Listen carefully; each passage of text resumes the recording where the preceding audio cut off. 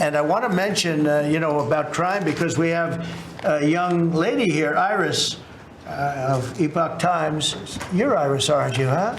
And I heard you were very savagely mugged in the city, and you're not going to let that happen under this administration.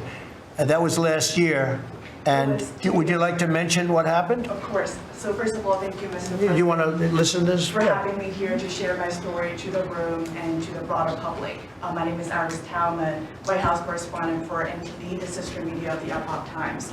So more than 2 years ago, it was a Saturday morning in broad daylight. I was on my way to work, and a young man with a black ski mask pointed a gun at my face and threatened me to hand over my phone, my wallet, my laptop, and everything else.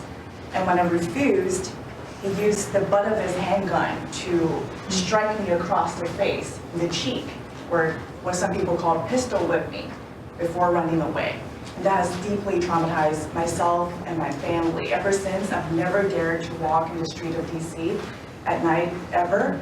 And my family was extremely worried. So, Mr. President, thank you so much for what you're doing right now. Thank you, Iris, for being honest. Such incidents involve not just me, but also my family. If he had shot me, I could have died right there in the middle of nowhere without my families or my friends knowing at the age of back then, I think 23. Right. Just starting my career here in DC without even starting a family.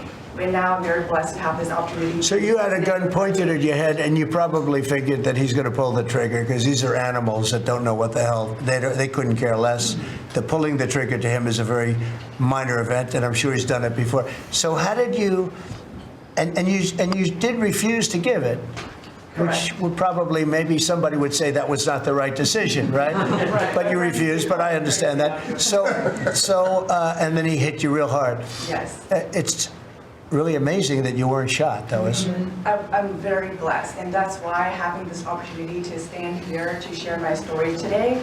One, I'm very grateful for God for allowing me to still survive to this day, but also to Mr. President. Thank you for now making DC safer. Thank you very much. For us, for our families, for my parents, on my behalf of my parents, and now my baby on the way. Thank you so much.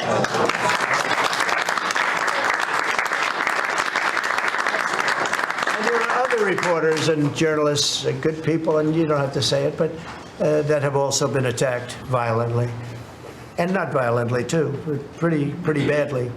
But and I bet you see a big difference in the streets right now. And this is only 12 days, but people are telling me they're going out to dinner now. They haven't. I told my friend, but I have a lot of friends that are going out to dinner all the time now in DC, and they weren't doing it 12 days ago. They would never even think. One of my friends went out 5 times. It was 4 times the last time I told. Now it's 5 times. He said, I love going out to dinner, and restaurants are starting to open again. A lot of them closed because, nobody wanted to go into a restaurant. Nobody wanted to get to a restaurant or even sit in the restaurant. But you see a big difference now, don't you? I do. I do pass by Union Station every day on my way home, and I do feel a lot safer seeing the trucks right outside, seeing the National Guard troops members right outside. It just made me feel like I'm hopeful about these gigs, and one day hopefully we can raise our family here. Thank you very much. That's nice. And those are tough troops too. Those are not politically correct troops. We don't have politically correct anymore. We have tough guys, tough people, including some tough women. But we have tough people, and when you look at them, I tell you, they showed one scene where a bunch of Tren-de-Aragua guys, or whatever, maybe MS-13, maybe MSDNC, okay? Because to me, they're worse. I think they're worse. MSNBC maybe is worse than Tren-de-Aragua. Real scum, real dishonest people. But anyway, they went into this gang. I think it was Tren-de-Aragua, Venezuela, and they weren't nice to this group of people. The gang was calling them sir. Yes, sir. Yes, sir. Get out of here. Get the hell out of here. You're no good. Get out of here. And yes, sir. Yes, sir. Yes. These are people that beat up people all day long, and they're calling these soldiers. That's what they are. They're real soldiers. There's no games. I said, you don't have to be politically correct. And you know the way they used to spit in the face of the soldiers, with the soldiers standing like this, and you'd have some guy or some woman sometimes screaming at them from 1 inch away. They're standing there, and they're told you cannot do anything, and they start spitting, actually spitting in their face. And I said, you spit, we hit. And they're totally authorized to do that, all of those things. But your story is great, and there are other stories here, but they don't have to tell them. But some people are ashamed to tell them. They don't want to tell them. But it was like a jungle, and it's not a jungle anymore. And it's going to get so good that this will be the safest capital there is. It'll be one of the safest places in our nation, anywhere. And right now, it's one of the most unsafe places, but not now. 12 days ago, it was the most unsafe place in our nation. And they have to stop issuing false crime numbers because, I mean, I heard the mayor, and I like the mayor, you know, fine. I don't care if I like her or not. If she did her job, I wish she were a horrible person who did her job. But she's probably nice, I guess. I don't care. I want her to do a job. But they issue false numbers.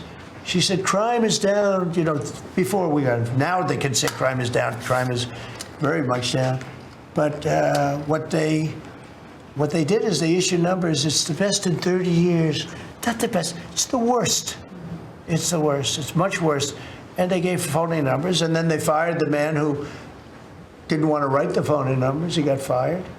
And I guess that whole situation's under investigation because it's a very important thing, Pam. I mean, if they're going to give these phony numbers, it's a false feeling that you get crime, you have to do something about it. And you can't go around saying, oh, Washington, D.C., safe, if it's not. It's going to be very safe very soon. It's very safe right now. You're going to go out, have dinner. People are going out all over the place. They're walking. I have people that work in government, strong, tough cookies. They can take care of themselves. But it doesn't help to have big, strong muscles. And I work out. If a guy's over there with a gun shooting you in your face, you can be the strongest guy in the world. Guy has a gun, shoots you in the face. It doesn't matter how much you've worked out, how many weights you've lifted, how hard you work. And so we have the toughest guys and we have the best guys. And I'm willing to go to Chicago, which is a big trouble, but we have a governor that refuses to admit he has problems, huge problems. Baltimore, Wes Moore was telling me I want to walk with the president. Well, I said, I want to walk with you too someday, but first you got to clean up your crime because I'm not walking in Baltimore right now. Baltimore is a hellhole. And this guy, I don't even think he knows it. He's another candidate for president. Between him and Newsom, you got some real beauties, I'll tell you. What difference at this point does it make?